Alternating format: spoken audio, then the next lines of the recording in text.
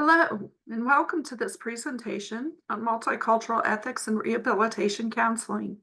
My name is Dr. Tammy Jorgensen Smith. I'm an associate professor at the University of South Florida, working within the clinical rehabilitation and mental health counseling program. For those who may not be able to see the video, I'm a 53-year-old white female with shoulder-length dark blonde hair with highlights and blue eyes. I'm wearing a solid black top against a plain background, and I'm wearing glasses. My preferred pronouns are she, her. My role at the university is multifaceted. As a researcher, I focus on quality of life and full inclusion for people with disabilities. Much of my current research involves developing and testing customized employment interventions that promote competitive integrated employment for people with complex disabilities. I also teach doctoral and master level students through various rehabilitation counseling courses for our CACREP accredited program. I have taught social and cultural foundations of counseling for the past 14 years. I am also a core faculty member of the Florida Center for Inclusive Communities, a university center for excellence in developmental disabilities. I serve on the editorial board of several rehabilitation journals and as an associate editor of Frontiers in Work Rehabilitation. Today's presentation includes three main learning objectives. The first objective is to explore the knowledge, skills, and competencies that rehabilitation professionals need to engage in multiculturally competent practice. The second objective is to increase knowledge and awareness of ethical considerations for multicultural populations in rehabilitation settings. And the third objective is to learn how to employ diagnostic tools and ethical decision-making models that integrate multicultural considerations. Rehabilitation professionals are required to be competent in serving multiculturally diverse individuals in a manner that promotes empowerment and full engagement. Multicultural competency is critical for accurate clinical assessment and diagnosis and for effectively serving a diverse population of clients. A 2016 study by Beveridge and colleagues found multicultural competence to be one of the most significant training needs for rehabilitation counselors. The researchers state, a diverse clientele elicits an increased complexity in the rehabilitation counseling process. For example, clients' identification with their disability can be affected by another cultural identity, such as ethnicity, socioeconomic status, gender, and sexual orientation. Let's begin by looking at the concept of multiculturalism. Multiculturalism is a term that is similar to diversity, but focuses on development of a greater understanding of how power in society can be unequal due to race, gender, sexual orientation, power, and privilege. In a diverse world, people acknowledge the differences that exist among individuals. In a multicultural world, people accept and embrace the differences of others. It is important to recognize that every person on this planet is multicultural. Our cultural identity is made up of a combination of varying factors, such as our experiences, where we live, our age, race, ethnicity, religion, gender, and many other elements of culture that make each and every one of us unique.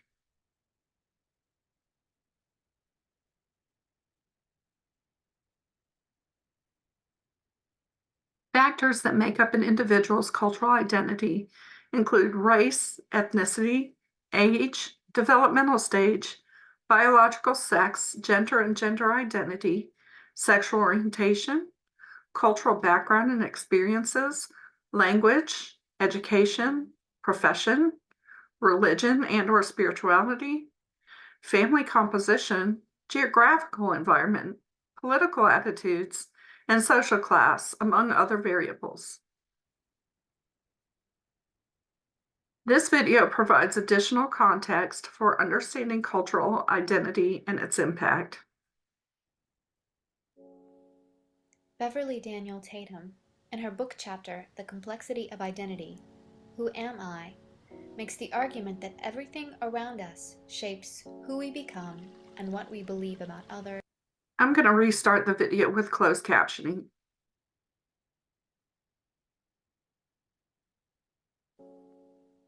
Beverly Daniel Tatum, in her book chapter, The Complexity of Identity, Who Am I?, makes the argument that everything around us shapes who we become and what we believe about others and about ourselves.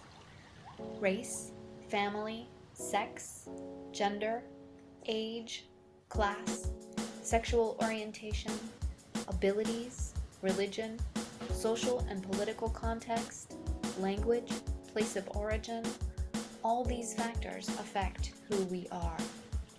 Who am I? Tatum asks. The answer depends in large part on who the world around me says I am. The daily experience of living in a society provides constant feedback about what is acceptable or unacceptable, what is normal and desirable and good. Tatum's informal research work with her own students, in which she asks them to complete the statement, I am, with as many descriptors as possible in 60 seconds, has revealed that students in advantaged social groups rarely list the qualities of their advantage. For example, a female student may fill in the blank with her gender, but a male student is less likely to do so. Tatum explains this as being a function of social structure.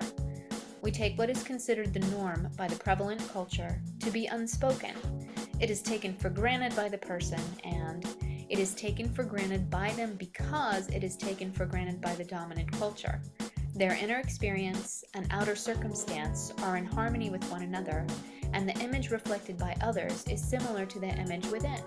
In the absence of dissonance, this dimension of their identity escapes conscious attention. This makes the dominant the norm and the dissonant the other. We are all othered in some way. According to Tatum, most of us will find that we are both dominant and targeted at the same time. But it is the targeted identities that hold our attention and the dominant identities that often go unexamined. Being othered frequently becomes an obstacle for individuals when there is no productive way to challenge a culture's assumptions about less advantaged social groups. Strategies for dealing with cultural assumptions are often unproductive or result in further damage to othered individuals. Adolescents are particularly susceptible to cultural biases because they are in essential stages of identity formation. The things they learn about who they are make lifetime impressions. To change the landscape of oppression around us, Tatum argues, we must examine who we are in our full humanity, embracing all our identities to create the possibility of building alliances that may ultimately free us all. How, I wonder? And then I think maybe we can start by filling in the blanks.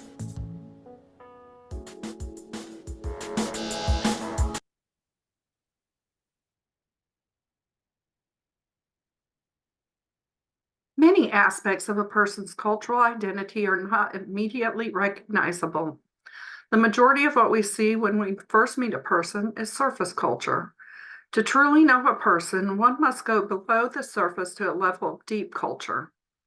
This short video explains the iceberg concept of culture.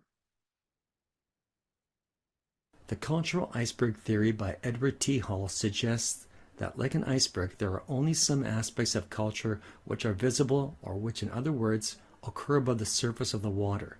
These can include language, food, greetings, music, dress, rituals, and many others. These are the explicit manifestations of culture. They are easy to see, taste, or hear. According to the theory, this is only the tip of the iceberg.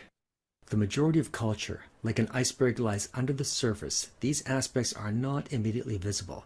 These can include worldview, religion, spiritual beliefs, concepts of time, concepts of justice, decision-making models, respect for authority, and many others. These are the implicit manifestations of culture. They can exert an important influence over behavior, values, feelings, and thoughts. The more immersed we become in a cultural environment, the more the hidden aspects are revealed to us.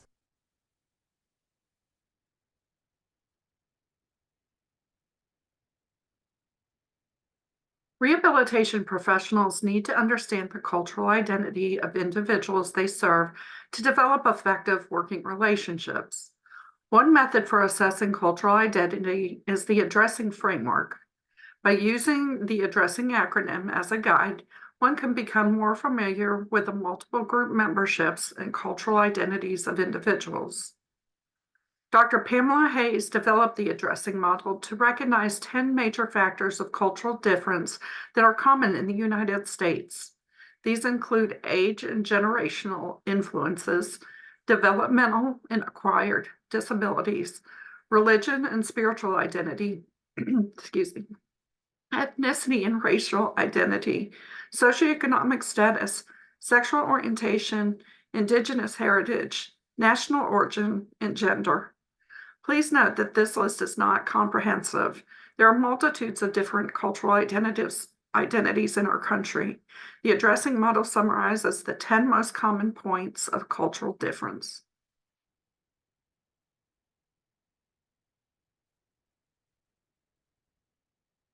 Let's pause for a moment to do a brief exercise. Think of one aspect of your personal cultural identity that would not be known at first glance or meeting. Take a moment to self-reflect and recognize aspects of yourself that represent your deep culture and personal identity. How might your cultural identity impact your interactions with others? It may be helpful to start with I am, and then use the addressing framework shared on the previous slide to answer the questions. I'll pause for just a moment while you reflect.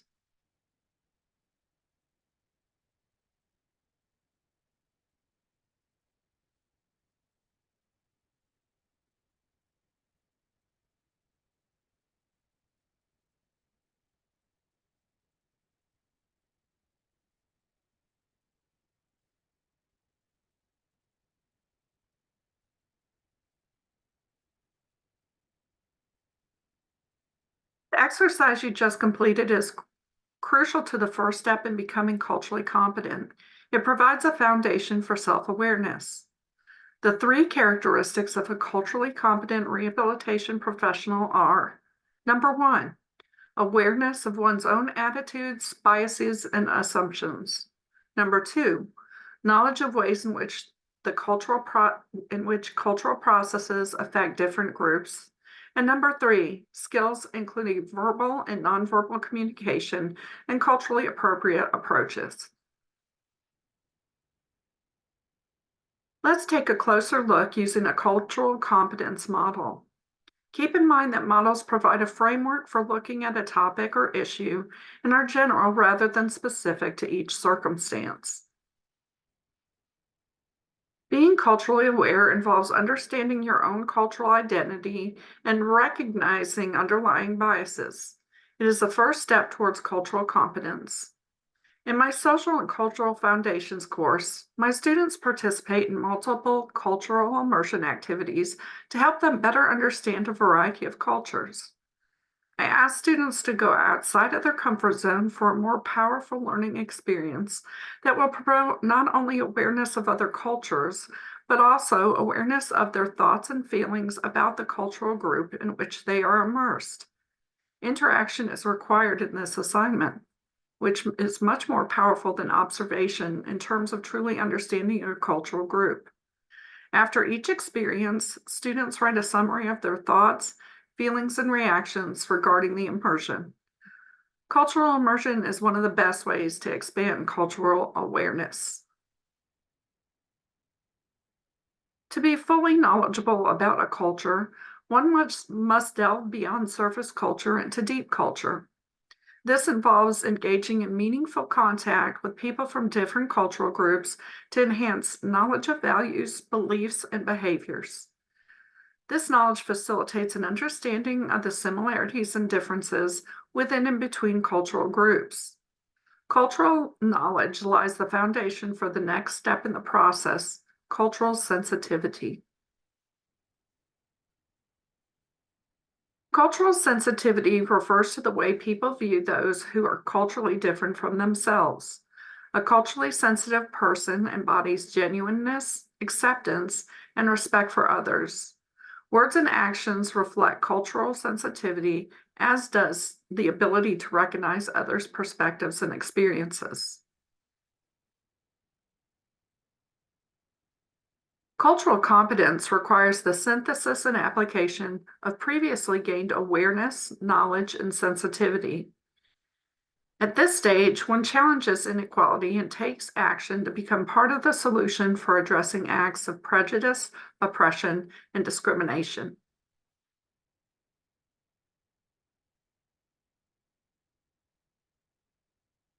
Let's take a moment to explore the concept of bias.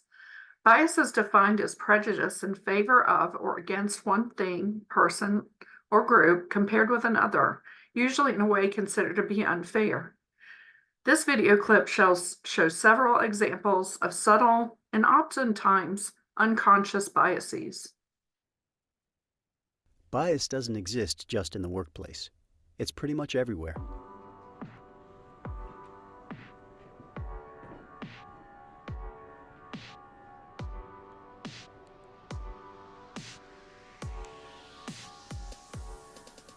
People can make assumptions about others by just looking at them.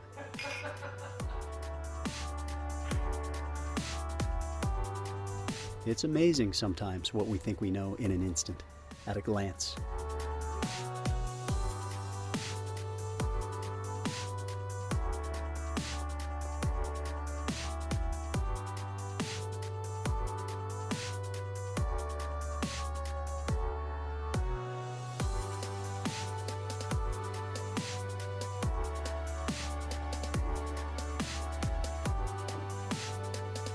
The fact is, our brains are hardwired to use shortcuts. It's a normal human characteristic.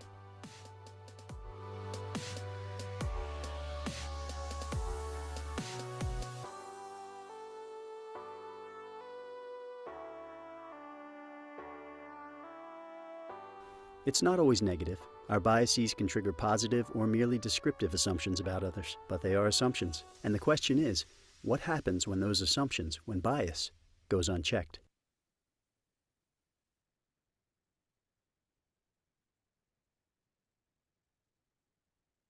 The video on the previous slide ends with the question, what happens when biases go unchecked? To help address this question, let's take a deeper look into unconscious bias.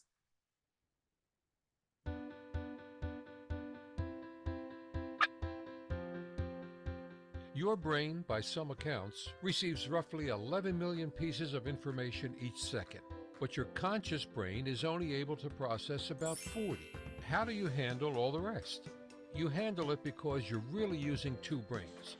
Your conscious brain, which works with facts and data, has very little capacity and processes information slowly, and your unconscious brain, which is habit and intuition driven, has huge capacity and is really fast. One of your unconscious brain's best tricks is its ability to recognize patterns and use them to assign people and things to categories, allowing your unconscious brain to deal with all of the known, not dangerous issues, and leave only the few unknown or dangerous issues to your conscious brain. This allows us to recognize a pattern and act on it, rather than having to think about every interaction as if we were experiencing it for the first time. We can glance at that four-legged animal and know if it's a wolf or a cocker spaniel. That recognition allows us to make assumptions about the animal facing us, that the wolf belongs to the wild animal category and is likely to be dangerous, or that the cocker spaniel is in the domestic dog category and not likely to be dangerous. The assumptions we make about these pattern groups are likely to be based on our own experiences, on information we have gained from our culture or background, or from the media we listen to or people we admire. Unfortunately, those assumptions are often wrong. When we categorize people, our brains apply two other tools. One is affinity bias, a hardwired preference to respond positively to people who look, sound, and act like ourselves. Brain imaging scans show that when people are shown images of faces that differ from their own, it activates in milliseconds activity in the part of the unconscious brain that alerts us to possible danger. This may reflect a survival tool left over from ancient times when danger often came from those outside our immediate group. Today, however, this means the associations and biases are likely to be unconsciously activated every time when we come across a member of a group, even if we consciously reject group stereotypes. In addition to affinity bias, our unconscious brain categorizes people into groups and then connects those groups to our learned ideas or constructs about what is good or bad. Now, we've decided whether someone is like us or not, and whether they're good or not, all within milliseconds of meeting them. So, what can you do to manage your unconscious biases? You've already started by just learning about unconscious bias. Now, identify your own biases and address one at a time by building inclusive habits. Remember, if you do not intentionally, deliberately, and proactively include, you will unintentionally exclude.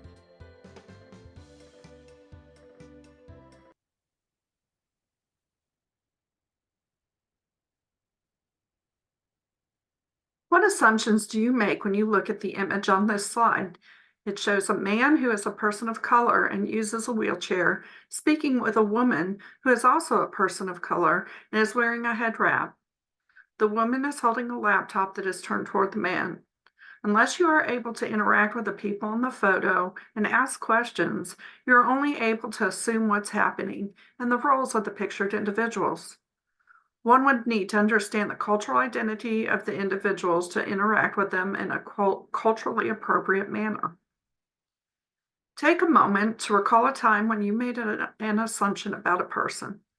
Think about how this assumption may have influenced your interactions with them. It is difficult to fully know and understand a person when you first meet. Their personal culture, experiences, and biases may influence the way they present themselves to you. It takes a conscious effort to truly know a person.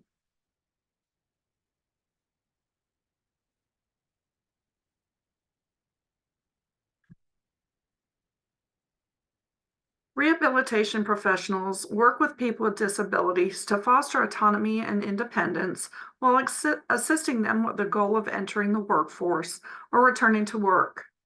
A person's cultural and individual views regarding disability can greatly impact this process. Disability is part of cultural identity, and disability culture captures differences in lifestyles, attitudes, values, and behaviors that are caused or promoted by disability. Many cultures view and define disability differently than the dominant U.S. culture.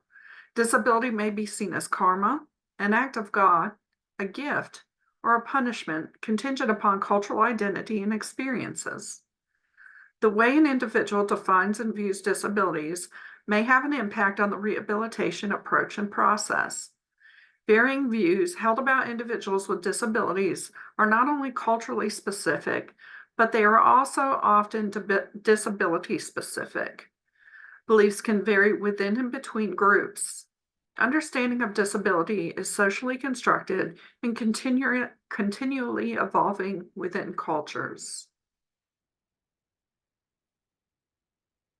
According to disability advocate Talila Lewis, ableism is a system that places values on people's bodies and minds based on socially constructed ideas of normalcy, intelligence, and excellence. Language is powerful and may impact the way people feel about themselves and you. Here's a short clip to provide additional information on the meaning and impact of ableism and language in disability culture.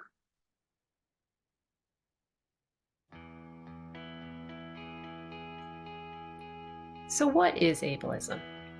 Ableism is part of a larger group of isms that includes racism, sexism, ageism, and so on. Ism beliefs often devalue certain groups or individuals based on characteristics they can't control. Ableism is a learned belief that people with typical abilities are superior to those with physical or cognitive disabilities. When we see ableism around us, it appears as a prejudice toward people with disabilities. It can be demonstrated consciously or unconsciously through words and actions. Language is one of the most powerful ways we connect with each other. Unfortunately, ableism shows up in our language all the time. You've probably heard of social media campaigns that ask people to stop using the R word. The R word, or retarded, was once a legitimate medical term to describe people with cognitive disabilities. But over time, people began using this word to describe all kinds of bad things. The result was that the R word became associated with being bad or wrong.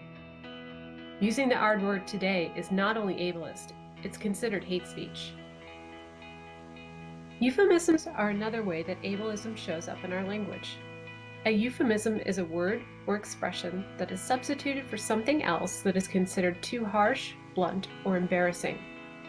Imagine how you might feel if something about you was so bad or embarrassing that others felt ashamed to even talk about it.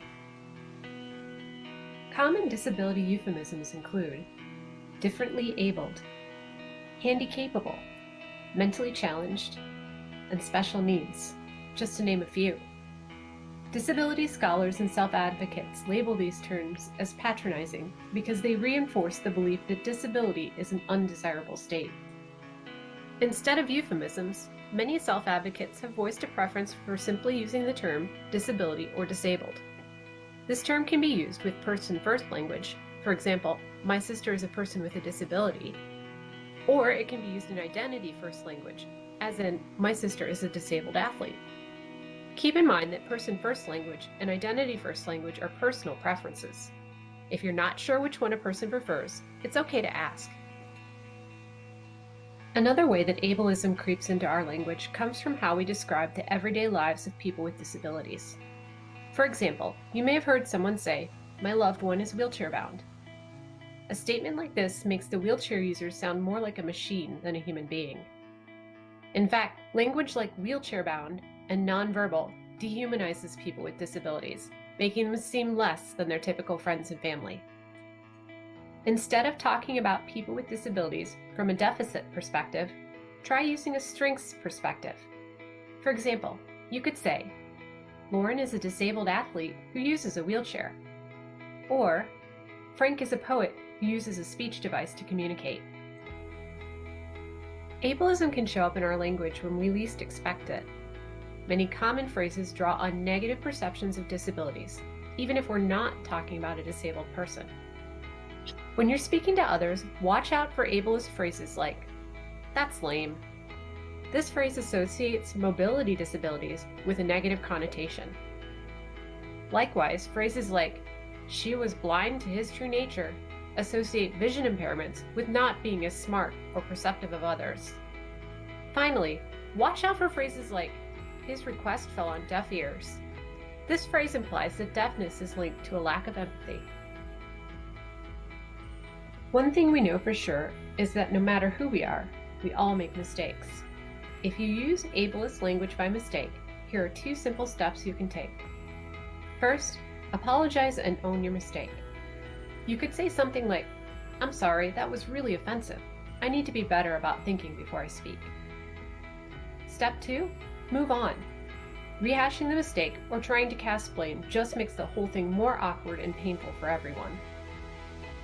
In conclusion, ableism is based on a learned belief that typical people are naturally superior. Ableism can show up in our actions and in our words.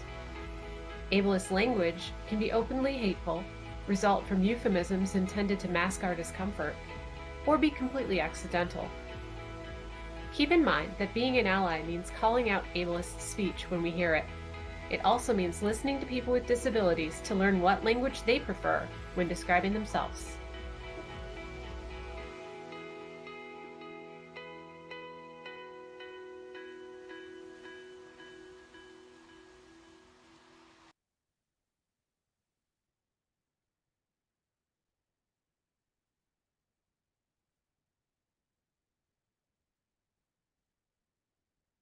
The cartoon on this slide can be found in many resources throughout the internet. For those who may not be able to see the slide, it shows a group of animals lined up in a row in front of a large tree. The animals include a bird, a monkey, a penguin, an elephant, a fish, a seal, and a dog. Seated at the desk before the animals is a man. He is saying, for fair selection, everybody has to take the same exam. Please climb that tree. The point of this cartoon is to demonstrate the importance of recognizing the uniqueness of each individual. As rehabilitation professionals, we must take the time to get to know those with whom we work, not only as a means to develop rapport, but to achieve optimal vocational rehabilitation outcomes. Worldview refers to an individual's personal philosophy of life. It is the cultural lens through which the individual sees the world. To most effectively work with diverse clientele, a rehabilitation professional must first take the time to view the world from the perspective of each individual with whom they work. This is the epitome of empathy, or putting oneself in another's shoes.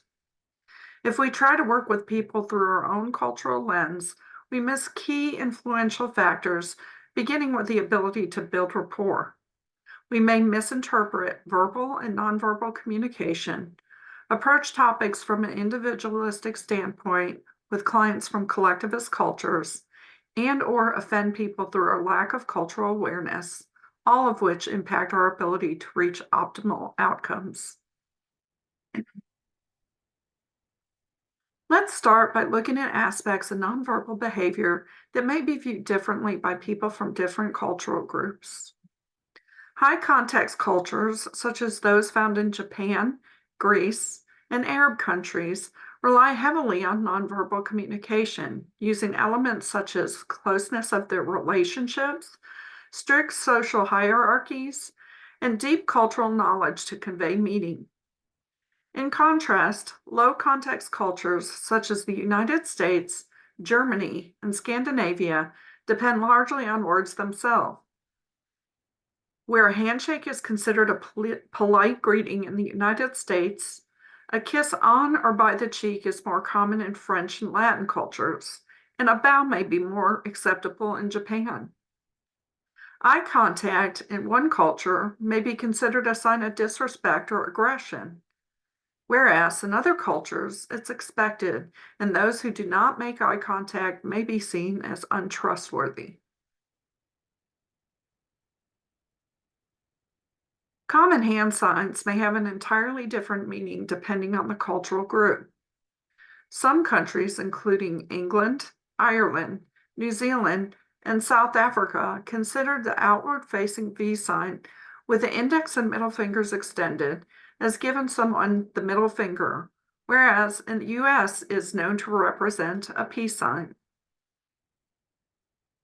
In most of the English-speaking world, as well as in several other countries, the middle hand gesture, with the index finger and thumb making an O and the other fingers extended, means that everything is fine, great, A-OK.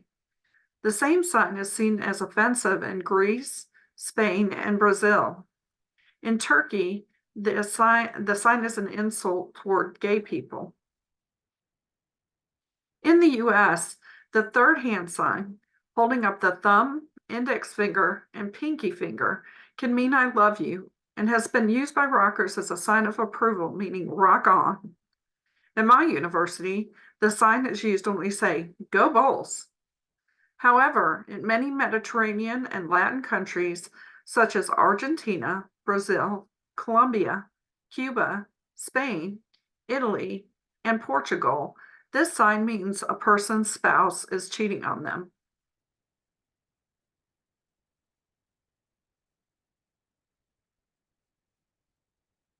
Collectivism is a cultural value that encourages togetherness and giving priority to the family or community rather than the individuals in the group. Although the United States is prominently an individualistic country, the majority of the world's countries and people are collectivistic. On the map, you can see that the US, Canada, England, Australia, and New Zealand, mostly English-speaking countries, are the most individualistic countries. The rest of the countries of the world adhere to collectivist values and behaviors. Some additional aspects of culture that must be considered when working with diverse clientele include the impact that language barriers may have on service delivery and the influence of stigma on a person's willingness to accept help. For the best outcomes, take the time needed to recognize the values, beliefs, and worldview of each person and utilize approaches that are congruent. It is also important to assess workplace culture when assisting job seekers to obtain competitive integrated employment. As rehabilitation professionals, we must ensure that we are multiculturally sensitive and aware, and as part of this process, we must assess workplace culture when assisting clients in obtaining competitive integrated employment. Positive workplace culture is one that is created with the business's mission and core values in mind and is sustained by employee impact, shifting priorities, and diversity of thought. A positive workplace culture promotes job retention and satisfaction. This short video provides an overview of the importance of workplace culture. What is workplace culture? Workplace culture is the values, traditions, and attitudes that prevail in the work environment and shape the way we work, solve things, and treat each other. A healthy workplace culture is characterized by respect, friendliness, and trust. It promotes successful collaboration and open and honest communication. Employees feel good, work hard, and are willing to express their opinions without fear of repercussions. A healthy workplace culture is also characterized by diversity and inclusion and creates opportunities and participation for all. A diverse workplace is a resource that promotes different opinions and has positive impact on workplace morale and performance. An unhealthy workplace culture can have a negative impact on the safety and well-being of employees. When the work environment is characterized by stress, unrealistic expectations, and limited support, the likelihood of mental and physical distress increases. By fostering trust, active listening, and a balance between work and private life, it is possible to promote a healthy workplace culture. When creating a healthy workplace culture, everyone in the workplace must know their role and participate. Managers need to send a clear message to employees about the requirements and expectations and lead by example. A good manager shows interest in employees through active listening, support, and feedback, and encourages them to discuss issues that need to be resolved. He reacts quickly, allows for mistakes, and shows humility. Employees participate in creating a healthy workplace culture through active work contribution and by showing colleagues kindness, respect, and support. A healthy workplace culture has positive impact and benefits for everyone, and managers can be both formative and leading in that project. But for success to be achieved, everyone needs to take responsibility and work together. What is the culture like at your workplace?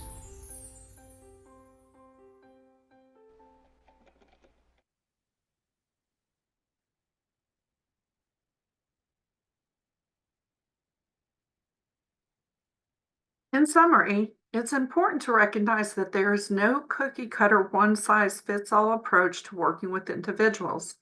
We must adapt our approaches to align with the cultural perspectives and needs of each person we serve. We must assess workplace culture and job placement to create a sustainable win-win situation for the employer and employee. As we transition to the segment on ethics, it's important to note that many times diagnoses do not reflect the cultural elements that may influence them. The standard diagnostic system in the U.S. is primarily grounded in the knowledge of white men. It does not account for culture-bound syndromes, collectivist beliefs, or verbal and nonverbal communication differences. Additionally, many research studies that inform diagnoses are based on non-diverse participant samples. To compensate for these shortcomings, professionals should consult with multiple sources with consider of cultural influences prior to making a diagnosis. The image on this slide shows a cartoon of a doctor seated at a computer speaking to a man standing before him with an arrow in his back. The caption reads, "Rapid pulse, sweating, shallow breathing. According to the computer, you've got gallstones." Without a holistic assessment of each person, people tend to be diagnosed or labeled based on a brief interaction with the professional. How often do first impressions truly show you who a person is and what experiences and circumstances influence how they interact with the environment and others? We must take the time to listen to the person and ask good questions to best understand how to help. This slide contains a cartoon image of a doctor with a clipboard and pen speaking to a patient who is sitting on an examination table. The caption reads, "We can't find anything wrong with you, so we're going to treat you for symptom deficit disorder."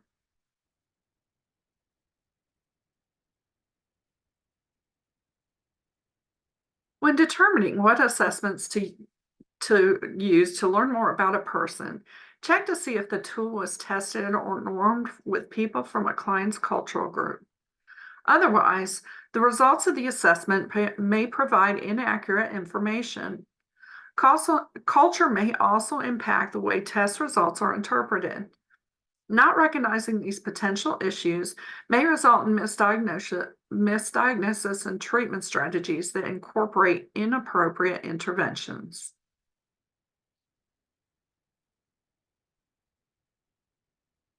Before we move on to multicultural ethics, let's do one more exercise. Take a moment to visualize the typical American. What do you think this person looks like?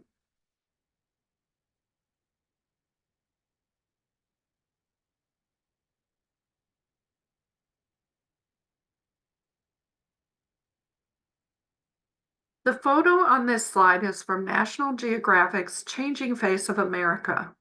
It shows a middle-aged, seemingly biracial or multiracial woman who has an olive skin tone, reddish shoulder-length hair, and green or hazel eyes.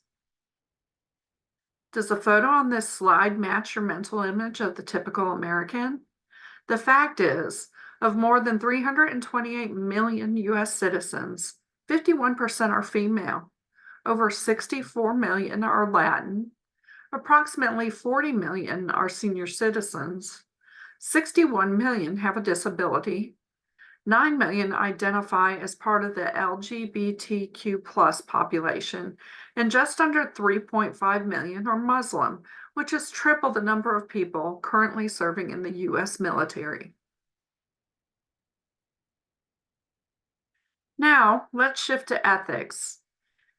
Ethics are moral principles that govern a person's behavior and choices.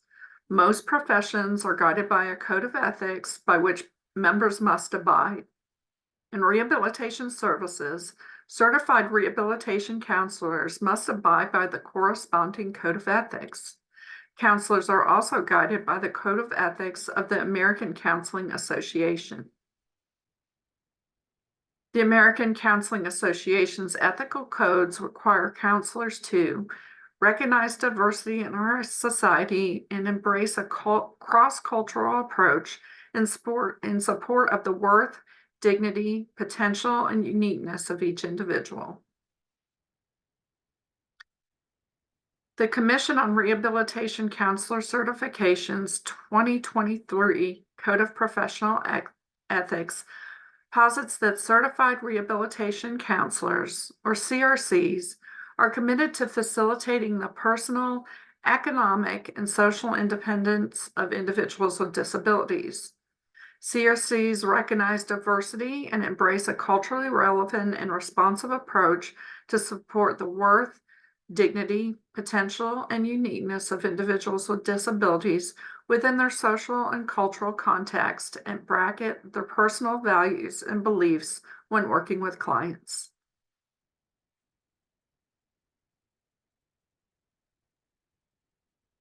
Specific to multicultural ethics, for all counseling professionals, ethical codes prohibit discrimination on the basis of factors including age, disability, sex, race, ethnicity, religion, socioeconomic status, sexual orientation, or any other difference of the client from the mainstream.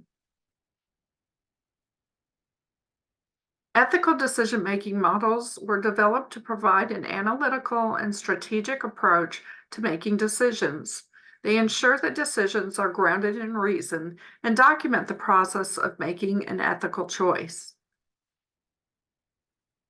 Most ethical decision-making models in the rehabilitation counseling field provide minimal reference to culture or how to integrate culture systematically into the ethical decision-making process.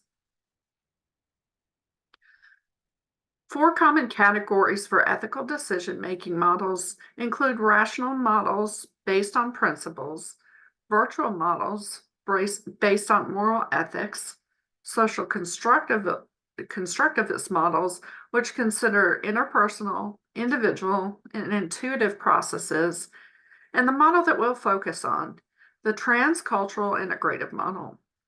As we briefly cover the models, you will see how they build upon another, leading to the most comprehensive approach to ethical decision making.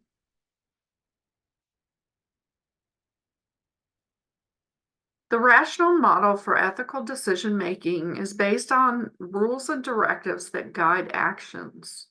The model includes consideration of 6 duties of principal ethics. Number 1, autonomy, or one's right to self-determination. Number 2, non-malfeasance, which encapsulates the principle of do no harm. Number 3, beneficence, or beneficence, which contributes to the well-being of clients. Number 4, justice, or the concept of fairness.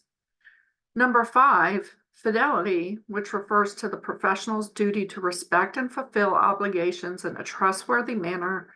And number 6, veracity, which refers to truthfulness. In virtue or moral ethics, the emphasis is on personal qualities that will lead one to become a better individual and a productive citizen. Commonly include virtues are prudence or good judgment, integrity through upholding one's belief, respectfulness of clients' values and beliefs, and benevolence, which is a commitment to protect the welfare of others and contribute to the common good. The social constructivist approach takes into consideration interpersonal processes as well as the individual and intuitive processes. Catone presents one model of the social constructivist approach to decision-making. In this model, the first step is to gather information from each party. Next, you assess the nature of current relationships between the parties involved in the ethical dilemma.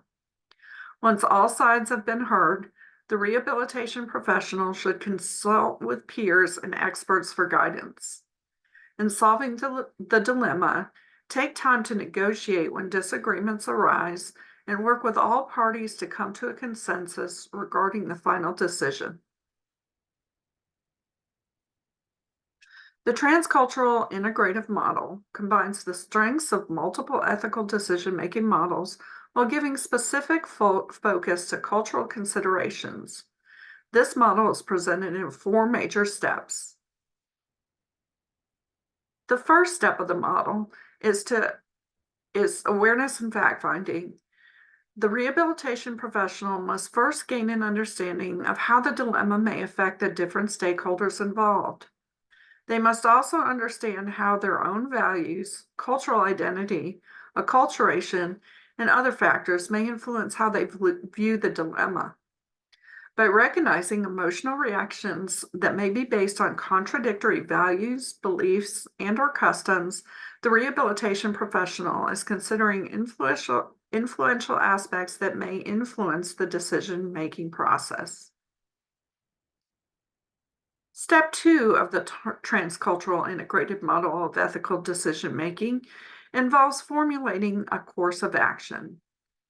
This is done by analyzing the information gathered in step 1 of the process, reviewing potential laws or regulations that are relevant to the situation, ensuring the course of action aligns with the different worldviews of stakeholders, examining the pros and cons of each course of action, seeking advice from cultural experts when necessary, and finally, agreeing upon the best course of action.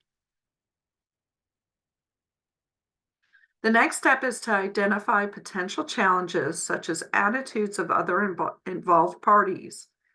In this step, the rehabilitation professional assesses the readiness of the individual and/or group to handle different scenarios that may arise from the final decision. Contextual influences such as family, systems, laws, and other environmental circumstances that may be influential are to be considered. In the final step of the model, the decision is implemented, documented, and evaluated. It is crucial to document each step taken when faced with ethical decisions. This protects you and the other parties if the decision is disputed. As you can see, the transcultural integrative ethical decision-making model combines elements of other decision-making models, but ensures that cultural influences are considered and addressed. Above all other aspects of ethical practice, rule number 1 is do no harm. Regarding multicultural ethics, remember the ineffective or harmful outcomes can result from the misuse of theories and practices that are grounded in values and beliefs that conflict with culturally different clients' constructions of mental health and psychological well-being. Utilizing the information and practices discussed in today's presentation will help you to develop and employ multicultural competence when working with diverse clientele.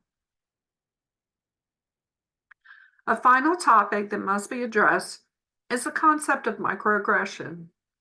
Microaggressions, as defined by expert Kevin Nadal during an interview on National Public Radio, are defined as everyday, subtle, intentional, and oftentimes unintentional interactions or behaviors that communicate some sort of bias towards historically marginalized groups. These may be communicated verbally or non-verbally. A few examples of microaggressions are provided on this slide. Examples include assuming a person has a cognitive disability based on appearance, speech, or other factors, speaking in a condescending tone with elders, assuming a superior "I'm the expert" stance, and asking a person, "What are you?" in reference to race and/or ethnicity. This brief video provides examples of microaggressions and their compounding impact on individuals. For people who still don't think that microaggressions are a problem, Oh, you're so well spoken. just imagine instead of being a stupid comment, a microaggression is a mosquito bite. Ugh, it's a compliment. Mosquito bites and their itch are one of nature's most annoying features. But if you're only bitten every once in a while, No, where are you really from? Cleveland? sure, it's annoying, but it's not that big a deal. The problem is that some people get bitten by mosquitoes a lot more than other people. I mean, a lot more. Whether it's on a date, Oh, your English is so good. Excuse me? going grocery shopping, You know, everything happens for a reason. I'm just buying apples. commuting to work, So when are you gonna have a baby? watching TV, We have to keep the Redskins' name. It's part of our culture and history. or just walking down the street with your partner. I couldn't even tell you were gay. Mosquitoes seem to pop up everywhere. Do you know John? Give me shopping advice. I love shared. Of course, beyond just being annoying, some mosquitoes carry truly threatening diseases that can mess up your life for years. Astrophysics? Maybe you should try less challenging, Major. Ow, my dreams. And other mosquitoes carry strains that can even kill you. He looked like he was up to trouble, okay? I felt threatened. So next time you think someone's overreacting, just remember, some people experience mosquito bites all the time. You're all so exotic. Wow. And by mosquito bites, we mean microaggressions.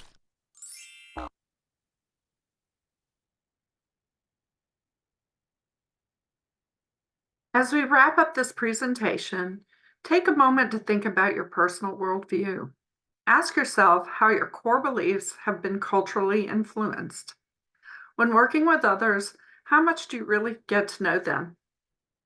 What strategies can you utilize to know them better? Finally, think of how you approach people or market your services. What steps can you take to enhance your approach to include and respect the cultural identity and worldview of others? I'll finish with a quote from an unknown author. Diversity is the one true thing that we have in common. Celebrate it every day. This slide contains my contact information. Please email me at smithtj@usf.edu. That's smithtj@usf.edu if you have questions or would like additional information. Thank you for viewing the presentation and have a wonderful day. This slide includes references for sources used to develop this presentation.